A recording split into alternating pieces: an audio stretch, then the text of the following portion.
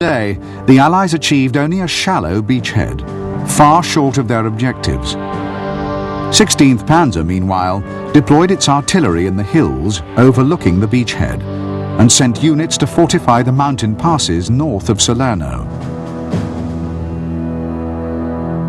During the first 3 days, the division's main striking force was employed in counter-attacking British penetrations towards Monte Cassino airfield and the important road junction at Battipaglia.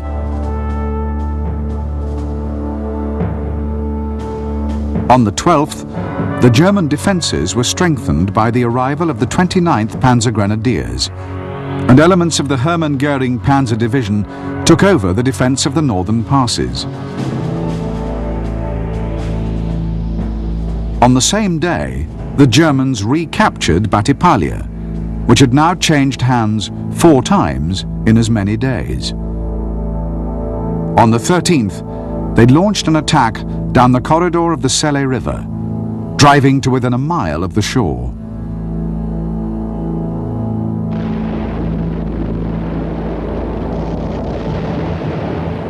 The main weight of the attack fell on the Americans, who were thrown into confusion and very nearly routed. Indeed, so serious was the situation in the American sector that plans were secretly drawn up for an emergency evacuation.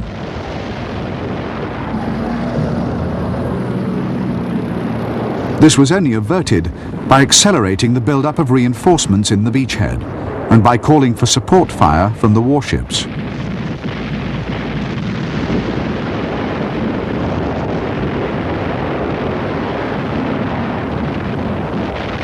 During these engagements, the fleet remained under almost incessant attack from the air. 2 cruisers and a battleship were crippled and forced to withdraw, and numerous smaller vessels were sunk, including a destroyer and several transports.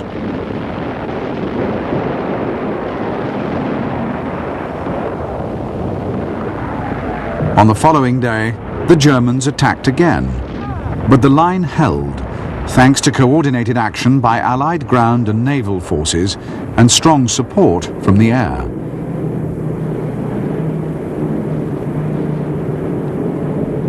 Over a 24-hour period, Allied tactical and strategic aircraft flew nearly 2,000 sorties over the battle zone, dropping some 1,400 tons of bombs.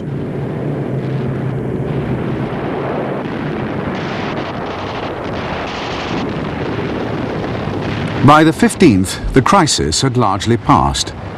Allied reinforcements continued to pour ashore, and the beachhead was steadily strengthened and pushed out. On the 16th, German resistance in the American sector slackened significantly, and advance units of Clark's Fifth Army met up with forward reconnaissance patrols from Montgomery's 8th, which had been pushing steadily northwards against determined German rearguards.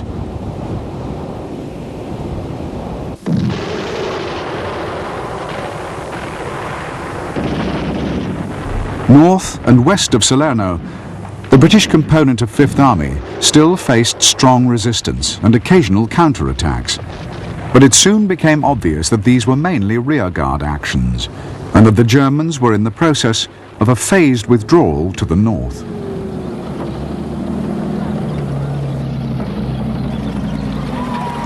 The arrival of 8th Army brought the Battle of Salerno to an end and created a broad front across the Apennine spine of Italy. But the Allies had achieved far less than they had hoped. The landings had failed to exploit the opportunity provided by Italy's capitulation, and those in the Gulf of Salerno had almost met with disaster. In addition to the damage wrought on the invasion fleet, the Allies had suffered twice as many casualties as their outnumbered opponents. Indeed, Salerno had been a much tougher test for the Allies than the invasion of Sicily, and signalled German determination to hold on to Italy for as long as possible.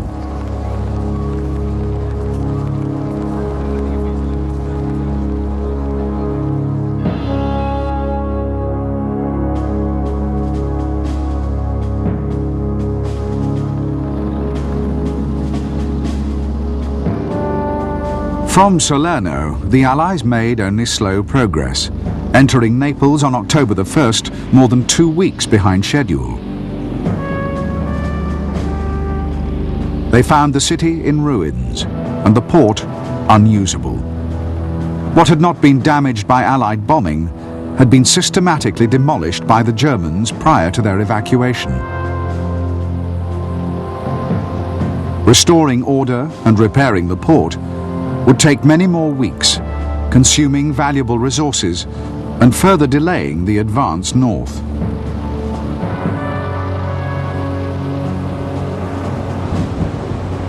Between Naples and Rome, the Germans had reconnoitred several lines of defense.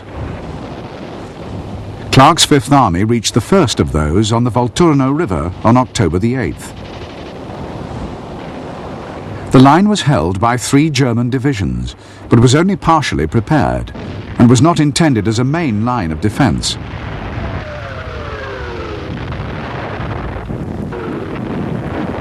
On the 16th, after a week of hard fighting, the Germans began falling back to another, hastily improvised and temporary line 15 miles to the rear.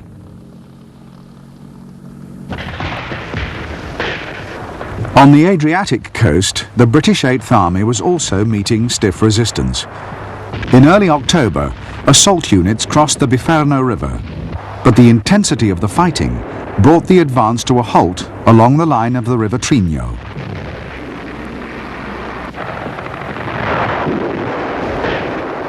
During November, the Germans continued to pull back in stages, trading ground for time and inflicting heavy casualties on the pursuing Allies. The various dislocations and delays to the Allied timetable were now being felt by the troops on the ground. The Italian winter was setting in, and heavy rain was swelling the numerous streams and rivers, most of which ran directly across the Allied line of advance.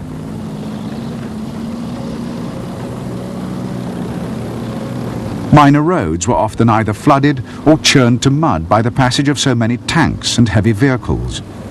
Congestion of the few remaining major routes badly affected the movement of supplies and reinforcements. Closer to the front, the roads and main approaches were sown with mines and were often covered by enemy artillery.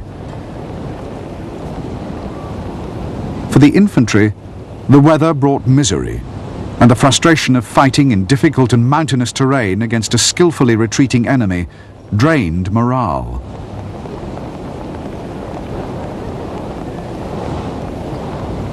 Compared to casualties from wounds, Allied soldiers actually suffered more heavily from sickness, including trench foot, an affliction not seen since the First World War.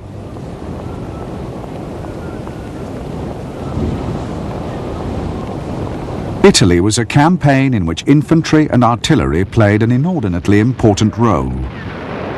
The terrain and conditions were simply unsuitable for tanks, and they were used only occasionally, mainly in a support role.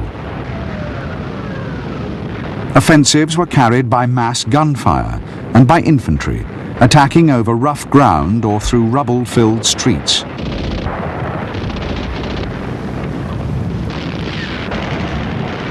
During November and early December, the Allied infantry fought a series of such actions, evicting the Germans, sometimes at bayonet point, from their mountain redoubts and strongholds. On the Adriatic coast, 8th Army pushed across the River Trino, and then the Sangro. West of the Apennines, 5th Army was inching its way into the mountains overlooking the plain of Naples. But in December, both forces were beginning to come up against the forward defences of the Gustav Line, the last and by far the most formidable of the German defensive lines south of Rome.